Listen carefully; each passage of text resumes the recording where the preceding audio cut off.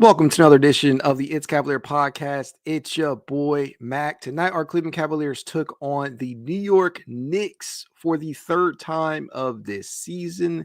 One more until they challenge for the sweep. I'm going to give it to you guys straight. This was a nerve-wracking game to begin. I saw a lot of people getting worried very, very early on. Saw a lot of people getting nervous very, very early on, and it was justifiable. Some of it was. Some of y'all need to calm your asses down and just let the game play out. You saw what can happen as this team locked in. But I'm not going to lie to you. It got off to a bit of a rough start. And New York would absolutely shoot the lights out in the first, going 14 of 20 from the floor, but was absolutely cooking from three-point range, drilling 6 of 8, if I'm not mistaken.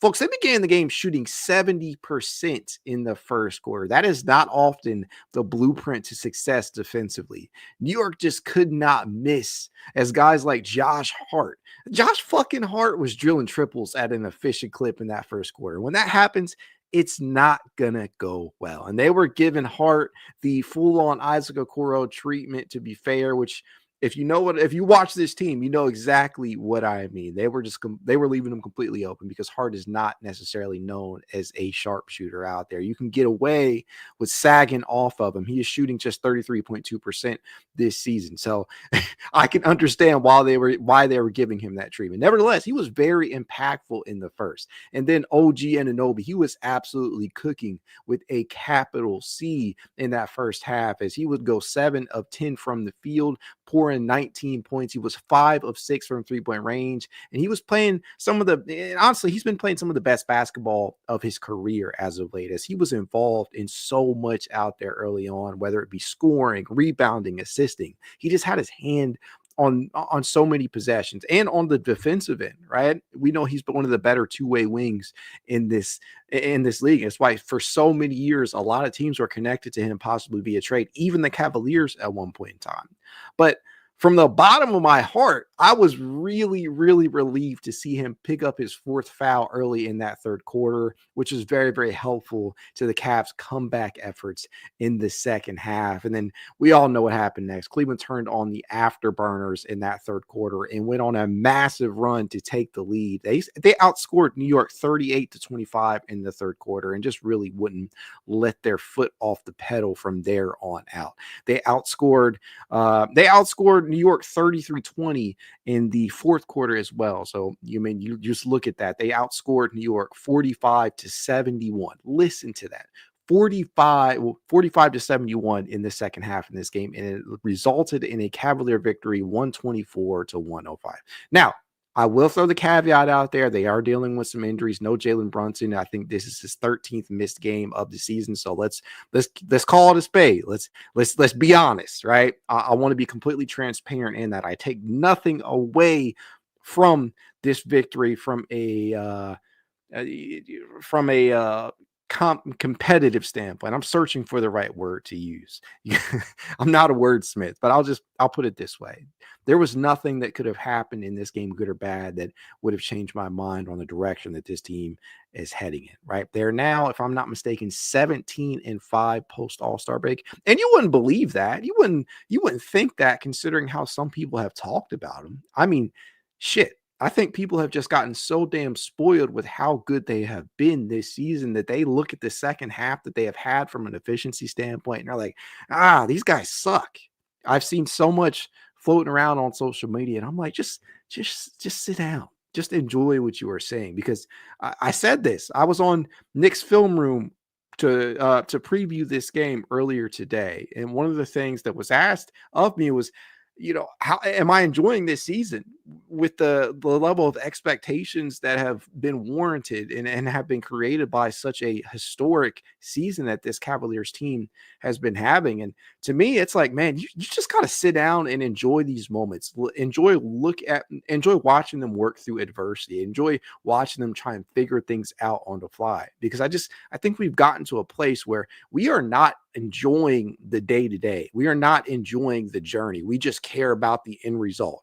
And look, I'm not an idiot. I'm not naive. The playoffs ultimately matter more than the regular season, but holy hell, the way that some of these opinions have been flying around out here about this team, I'm just like, man, calm down. Stop panicking so much. This team is fine. If anything, they're just not engaged. They're disengaged. They're just not locked into the game. They're ready for the playoffs. And while that within itself can be considered a mistake, it's clear to me that this team is just fine. They're just fine. Just you gotta see what things are. You gotta see things for what they are. I mean, New York, they began the game shooting very, very hot. As a collective on the game, they shot 44.4% from the field, including 30.6% from three-point distance. So after that just hellacious start from three-point distance where they were just shooting the lights out, they absolutely went cold. They went absolutely cold in the second half of this game. It was not pretty at all for New York, as they shot 31% from the floor in the second half on a combined 15 of 48. They only made one, count them, one triple from in the final two quarters, just one triple. And then Cleveland, conversely, they were just awesome as they shot 30 of 50 in the second half of this game, 60% from the floor. And it's not like Cleveland was terrible from the field in the first half. They shot 45%, which is, 20 of 44. It's just that New York was doing some crazy shit out there to begin the game in terms of efficiency. They were just absolutely locked in from three-point range. I already mentioned OG. He was cooking. Josh Hart, he knocked down some shots. You got production from guys that you have not have necessarily expected it to have come from. I mean, when you got all of these guys, you got Landry Shamet, you got DeLon Wright starting the game out, knocking down shots. It wasn't the greatest start, yet the Cavaliers flipped that proverbial switch that we know that they are very, very capable of doing, and they've done all season long, and they locked in and they shut it down in that second half. And I'll tell you what, I'm going to play the highlight of the game real quick as I got it here. I'm probably going to get demonetized for this, so feel free to drop a sub on Patreon just in case, but the play of the game.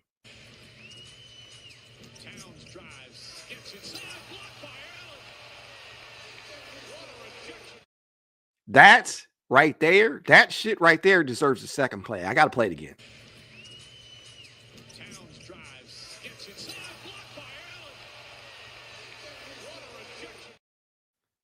Get that weak stuff out of here. To quote Austin Carr, you heard it. You hear it every time they send a shot back, but that was one of the best blocks that I have seen all season long. I mean, that shit was gone.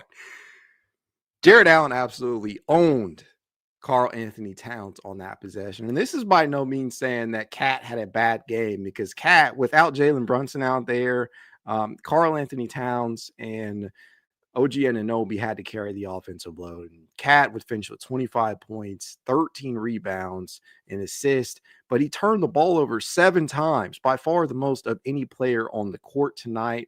That's not a good look. He did that in about 33 minutes of action. He was 9 of 16 from the field. That is 56.3%, including 1 of 3 from three-point range. Not a bad game. Not a bad game by Karl Anthony-Towns by any stretch, but he got absolutely owned by Jarrett Allen on that possession. And speaking of our guy, Jarrett Allen, who was leading the league in field goal percentage, oh my gosh, this guy just was an absolute demolisher tonight. 21 points from him, 8 rebounds, was 10 of 11. The efficiency is off the fucking charts. 90.9% tonight. 1 steal, 1 block to go along with that.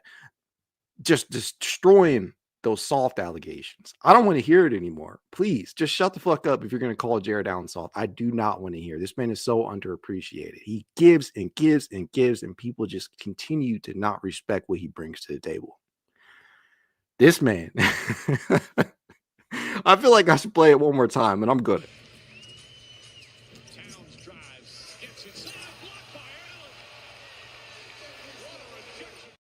Oh, that is going to live rent-free in my head for a long time. That was a hell of a play. And Jarrett was special tonight. I'll give it to him, especially in a night where Evan Mobley was kind of non-existent in the first half of this one, as Mobley would finish with 13 points, 4 rebounds, 4 assists, a steal, and a block. Was 4 of 11 from the field, including 1 of 4 from three-point range. He did finish a plus 20. He was pretty solid on the defensive end, but I did not love what I saw on the glass. There were more than a few possessions where Precious Achua or somebody else was out there just out rebounding him or boxing him out, getting into better position from a rebounding standpoint. Didn't love it. I thought this could have been a better game from Evan Mobley, and I expected it to be a better game, but it's always nice to have a partner in crime in Jarrett Allen to pick you up when you're feeling a little down. And that's exactly what happened. And I'll tell you what, my player of the game, Isaac Okoro. Oh my gosh, put some respect on my boy Ice's name, as Isaac would finish with 11 points, 6 huge rebounds, was a demon on the glass out there, 2 assists, 2 steals, was very impactful defensively, was 5 of 10 from 3-point range, from not 3-point range. If Isaac Okoro goes 5 of 10 from 3-point range, it will have an entirely different discussion in this podcast. 5 of 10 from the field, including 1 of 6 from 3-point distance. If he could just knock down those 3-point shots, man, he would just be so damn valuable. And he already is, right? This is a guy that is going to be a rotation regular come the postseason. I just want people to remember this performance, because the way in which he has been utilized as of late is going to be the way that Kenny Atkinson uses him in the postseason. He's going to be one of the 8 to 9 players. Maybe Kenny rolls 10 deep, but I'm going to bank on around 9 in the postseason. He's going to be a guy that plays against the Bostons, against the New Yorks, right? He will be out there because of that defensive acumen, because of some of the intangibles that he brings to the table, because of his ability to cut, because of his ability to play up a position. It just, especially on a night where you don't have Dean Wade, you got to get additional contributions from that bench. And I felt that they got that in both Isaac Okoro and DeAndre Hunter. The other reserves to see minutes tonight, Sam Merrill, he was 2 of 4 from the field. That's good for 5 points. He did some things out there. He did have 4 rebounds and 3 assists. Sam continues to make his impact felt. And I mean, I don't know what it's going to look like come the playoffs for minutes, but I can't be mad at the Sam minutes. They've been pretty damn good this year, and people are underrating him massively on the defensive end. Javonte Green got a little bit of action. Craig Porter Jr. didn't really crack the lineup until around the end of the game, but this is a good one, man. Nobody played more than Darius Garland's 32 minutes and 20 seconds. Jarrett Allen tied him there at 32 and 20. And so on a game, or in a game rather, where New York is coming in on the second leg of a back-to-back, this was a win that was expected. I don't think anybody went into this game thinking that New York was going to come out the winner or that they were favored. This is a game that Cleveland absolutely should have won, and they did. Let's keep it a buck. Let's be real. This is a game Cleveland should have won, and I'm glad that they did. But man, oh man, this was a hell of a second half. And credit where it's due to New York. They came to play, and as I've said all season long, if you don't take your opponent seriously, they can hand you a hot L, and that is not what happened to this Cavaliers team. After trailing by 7 at the half, they absolutely went ballistic in that third and fourth quarter, outscoring New York 71-45. Holy hell. Just you got a lot of production from up and down the lineup. I haven't even said the word Donovan Mitchell. I feel like I have not even said his name. He finished with a game high 27 points. I mean, anytime Donovan does that on a relatively efficient field goal percentage, 10 of 18 from the floor, 3 of 7 from 3-point distance, which is good. All right, he's getting out of that slump. 4 of 4 from the charity stripe, 6 rebounds, 5 assists, 1 steal, and maybe most underrated, 3 blocks. Spider had 3 blocks tonight. Holy shit. Yeah, and he did that in 30 minutes and 11 seconds. Anytime you have a night like that, and it's being overshadowed by the work that Jarrett Allen and Isaac Okoro put in, it's probably been a good night for you. And again, this is a game that the Cavaliers were obviously expected to win, but the way that it started out, it didn't look like it was trending in that direction. And with Boston kind of hot on their heels, you needed Cleveland. You needed Cleveland to just beat the teams and win the games that they're supposed to win in order to secure that number 1 seed. And that's very, very close. That is very, very close. I think that this team has gotten to a point where sometimes they can appear a little disengaged and they're just ready for the postseason. And sometimes I'm like, who can blame them? But at the same time, I'm like, bro, just finish strong. Finish the season strong.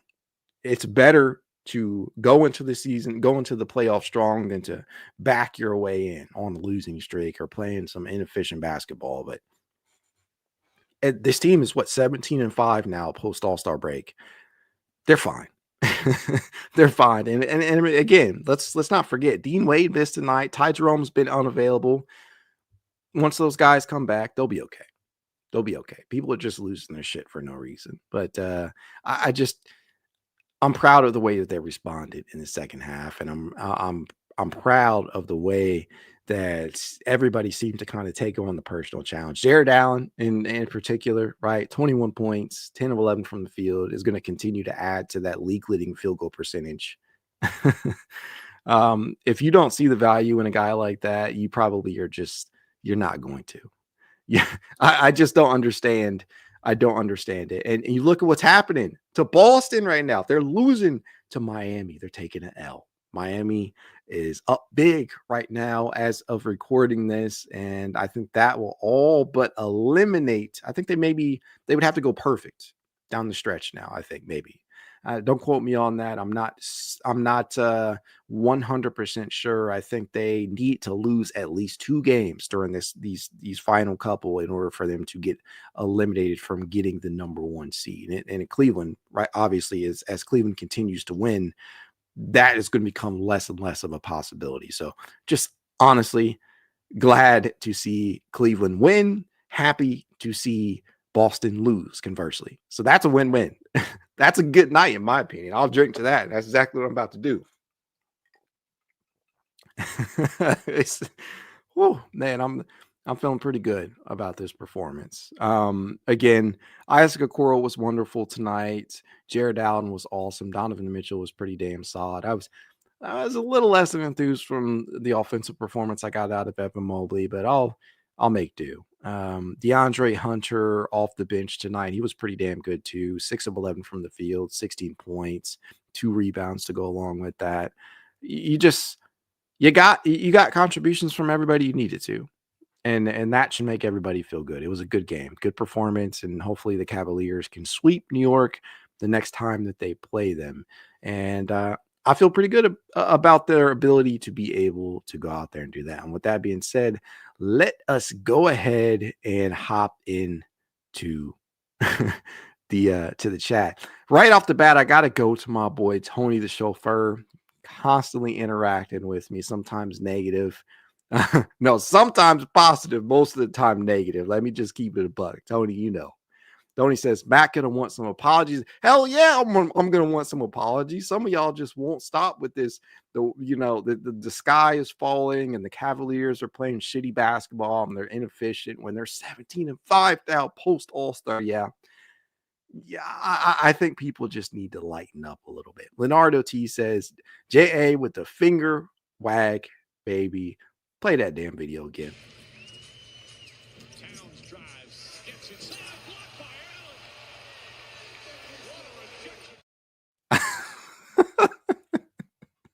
Y'all gonna get sick of seeing that. I'm telling you, you're gonna get sick of seeing that after tonight, as you've probably already seen it plastered around social media. But man, that was just a hell of a rejection. That should be on the top 10 list when the season is over. Phil Strubble says, good win. Absolutely, my brother. Provider number 1 says, yo, what's going on, man? Bow down before 1 to serve. Trigger says, no more Jarrett Allen slander, please. Could not agree more. Phenomenal performance from Jarrett Allen. Provider number 1 says, yes, was a little nervous early on. I was too, but I tried to refrain from freaking out like a lot of people, like a lot of people on social media were. Philip Bandicoot says, let's go. I was worried in the first half, but I checked the stats and we were playing good basketball. I knew their hot shooting wasn't going to last. And that's the thing. That's the fucking thing. People were confusing the Cavaliers playing bad basketball with New York just having unbelievably hot shooting. That's what happened. They shot 14 of 20 in the first quarter. Cavaliers started to kind of narrow that gap in the second, and then they turn on the afterburners in the third and fourth.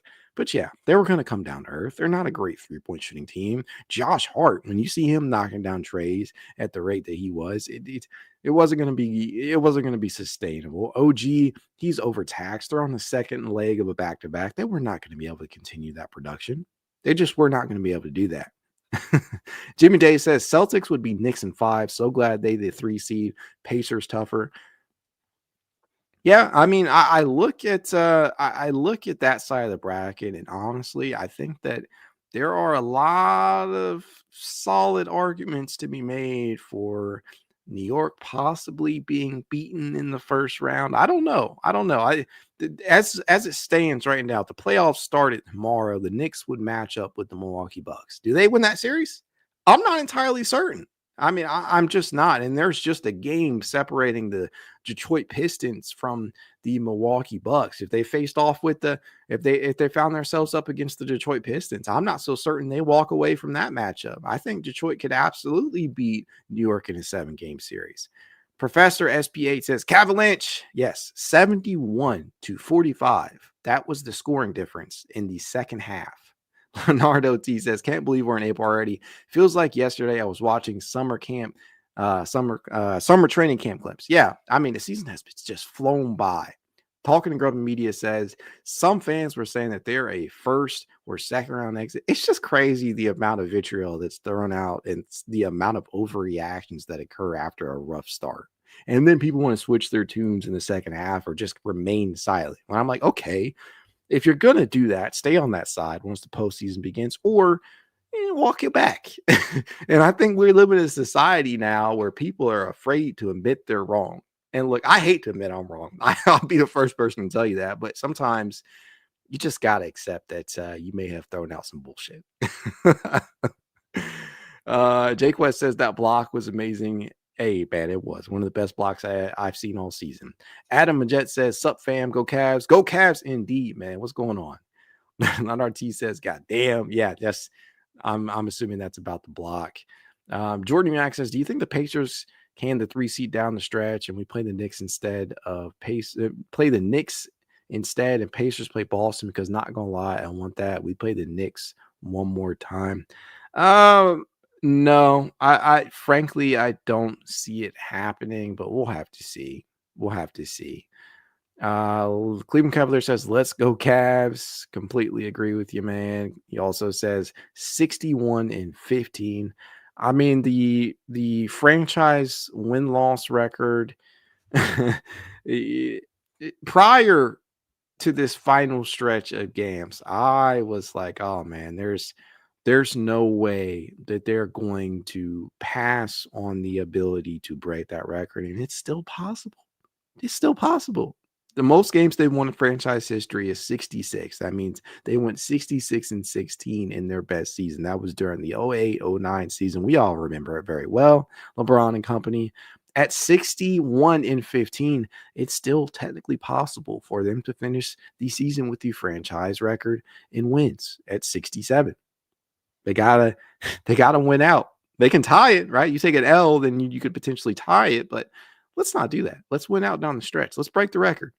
That's what I want to see. Finish the season 67-15. Break that all-time win-loss record. You couldn't get to 70. Fuck it. Let's get to 67. That's what I want to see. But at the very least, if you can't do that, earn that number 1 seed, which I think they will, and begin to rest some guys. Get guys right for the postseason. Make sure Ty Jerome is good to go. Make sure that D Wade is fine. D Wade just missed tonight with an illness, if I'm not mistaken, so he's not really injured.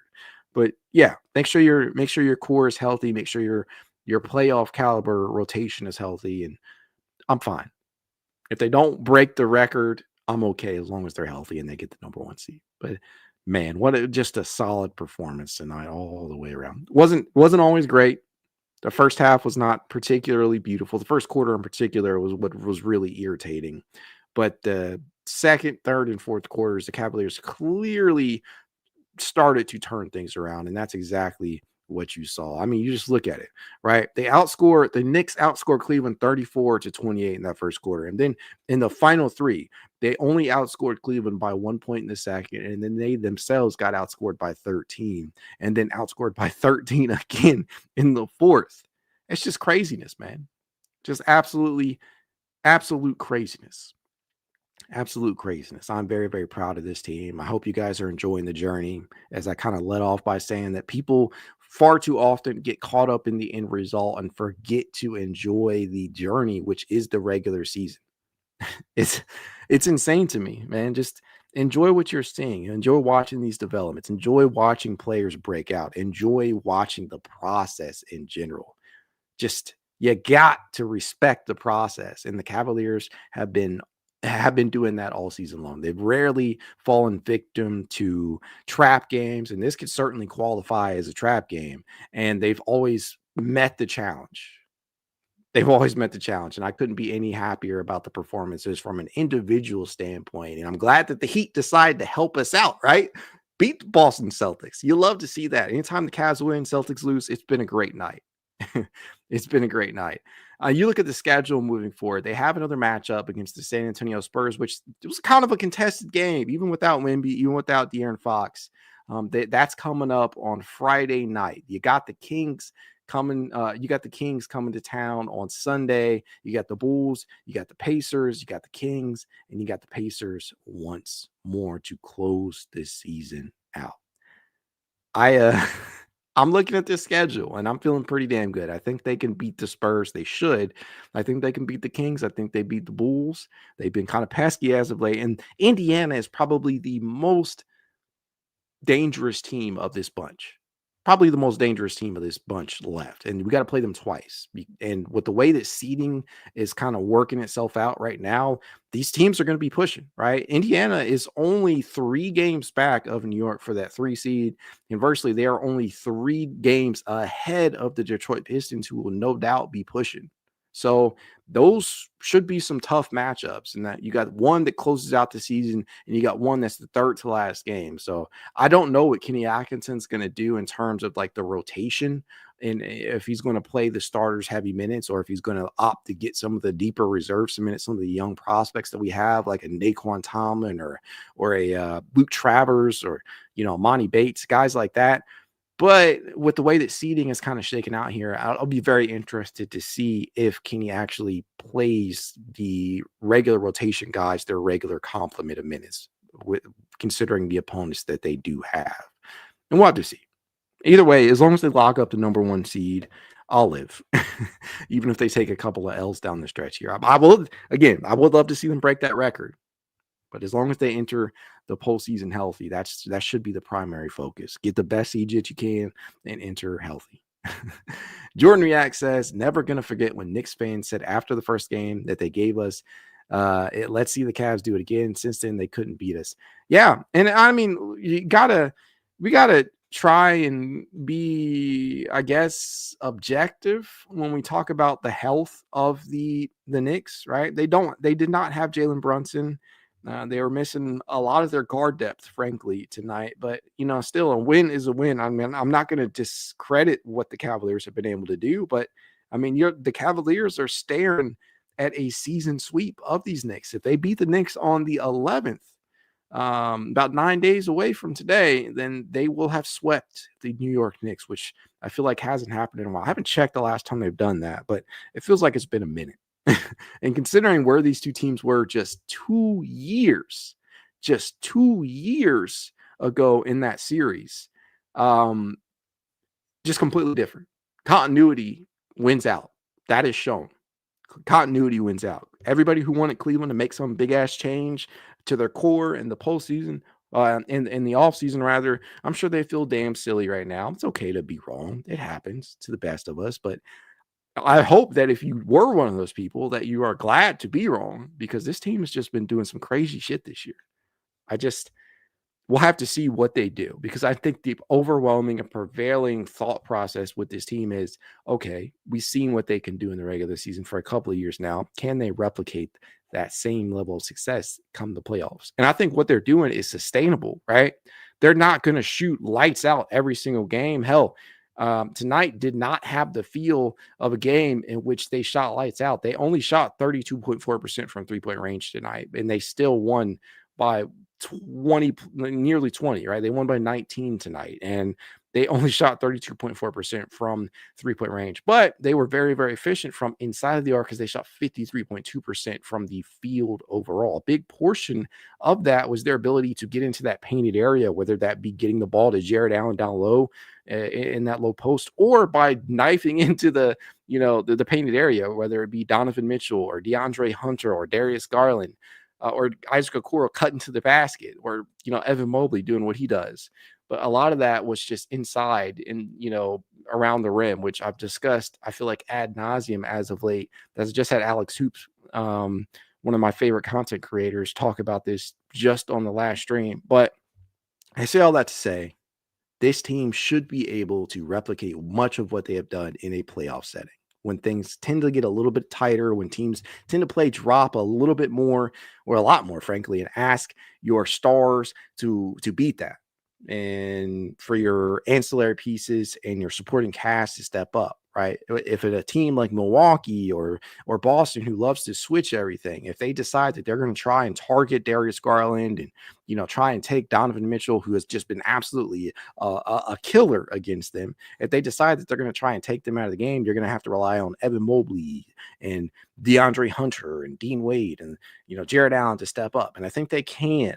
And I think the way that they facilitate and run their offense with all these different actions and all these different things that they can pivot to in the event that the initial pick and roll sets do not work, I think that they can replicate all of these things come the playoffs.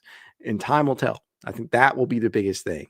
As I've said these last couple of streams now, there isn't much else during it really, if anything at all, that can happen this postseason, this regular season, rather, down the rest of these couple of games, that can happen that will change my mind for better or worse. I have to see what it's all about in the playoffs. I have to see if they can carry all of these things over. I think they can, but we'll see.